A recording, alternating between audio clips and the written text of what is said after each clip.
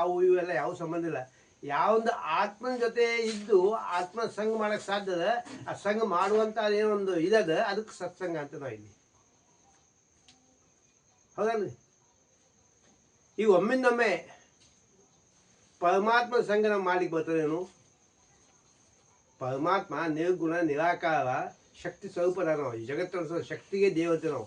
ಆ ದೇವರ ಸಂಘ ನಾವು ಮಾಡ್ಲಿಕ್ಕೆ ಬರ್ತೇನು? ಹಂಗಾದ್ರೆ ಏನು ಮಾಡಬೇಕು ಅಂತೇಳಿ ವಿಚಾರ ಬಂದು ಇವೇನು ಮಾಡೋದು, ಮೊದಲು ಒಂದು 10-15 ಮಂದಿ ಕೂತ ಸ್ವಲ್ಪ ದಾಸೋಹ ಮಾಡ್ರಿ, ಭಜನೆ ಮಾಡ್ರಿ, ಪ್ರವಚನ ಮಾಡ್ರಿ, ಮಾಡಿ ಅಲ್ಲಿ ಸತ್ಯ ವಸ್ತುವ ಚಿಂತನೆ ಮಾಡಿ ಇವೆಲ್ಲ ಜಗತ್ತಿನ ಏನು ಆಗು ಹೋಗುಗಳದಾವು, ತಲೆಯೊಳಗೆ ತುಂಬ್ಯಾವು, ಅವೆಲ್ಲ ಖಾಲಿ ಮಾಡಿಕೊಂಡು ಆ ಸತ್ಯ ವಸ್ತು ತಾದಾತ್ಮ್ಯ ಆಗಪ್ಪ ಅಂತ ಹೇಳುವುದು ಸತ್ಸಂಗ. ಈ ಸರಳ ಭಾಷೆ ಒಳಗೆ ಅಂದರೆ ಸತ್ಯ ವಸ್ತುವಿನ ಜೊತೆ ನೀವು ಕೂಡಬೇಕು. ಕೂಡಿದಾಗ ಬಂದು ಶಾಂತ ಆಗಿಬಿಡ್ತದೆ.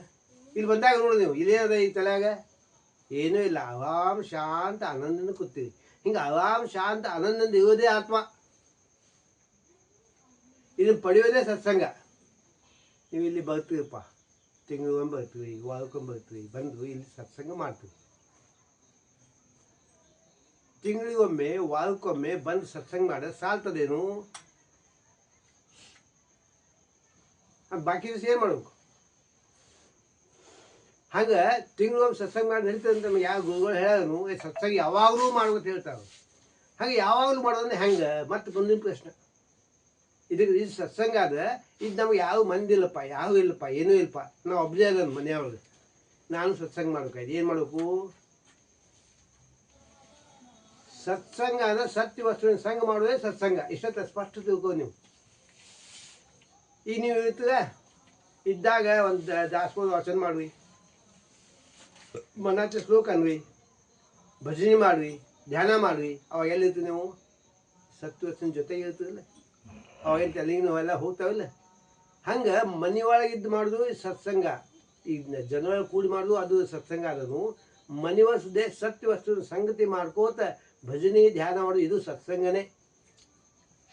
ಇದಕ್ಕೆ ಹೆಚ್ಚಿನದು. ಯಾಕಂದ್ರೆ ನೀವು ಯಾವಾಗ ಮಾಡಕ್ಕೆ ಬರ್ತದೆ? ಮನೆಯೊಳಗೆ ಮಾಡಕ್ಕೆ ಬರ್ತದೆ, ಒಬ್ಬನೇ ಮಾಡಕ್ಕೆ ಬರ್ತದೆ. ಯಾವಾಗ ಮಾಡಕ್ಕೆ ಬರ್ತದೆ? ಇದು ಸತ್ಸಂಗ ನಾವು ಮಾಡ್ತೇವೇನು? ದಾಸೋಹ ವಾಚನ ಇವೆಲ್ಲ ಮಾಡ್ತೇವೆ. ಇದರಿಂದ ನಾವು ಸತ್ಯ ವಸ್ತುಗಳನ್ನ ನೋಡ್ತೇವೆ, ಕೇಳ್ತೇವೆ, ಹೇಳ್ತೇವೆ. ಅದ್ರ ಕಡೆ ನೀವು ಕೂಡ್ತೀವಿ.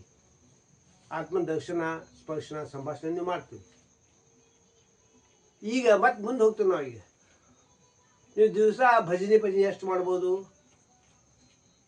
ಮುಂಜಾನೆ ಸಂಜೆ 2 ಹೊತ್ತೇ ಮಾಡ್ಬೋದು.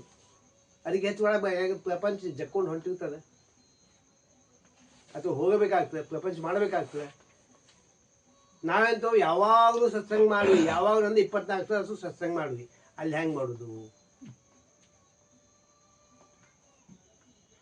ಸತ್ಯ ವಸ್ತು ಎಲ್ಲದ? ಈ ಜಗತ್ತು ತುಂಬ ಶಕ್ತಿ ರೂಪದಿಂದ, ನಿಮ್ಮಲ್ಲಿ ಚೈತನ್ಯ ರೂಪದಿಂದ. ಈ ಒಳಗಿರುವ ಚೈತನ್ಯ ಜೊತೆ ಯಾವಾಗಲೂ ಕೂಡಿದ್ದು, ಅದ್ರ ಜೊತೆ ಕೂಡಿ ಇದ್ದು ಅದು ಅನುಭವ ಪಡೆಯೋದೇ ಸತ್ಸಂಗ, ನಿಜವಾದ ಸತ್ಸಂಗ. ಅಲ್ಲಿ ಯಾವ ಮಂದಿ ಬೇಕಾಗಿಲ್ಲ.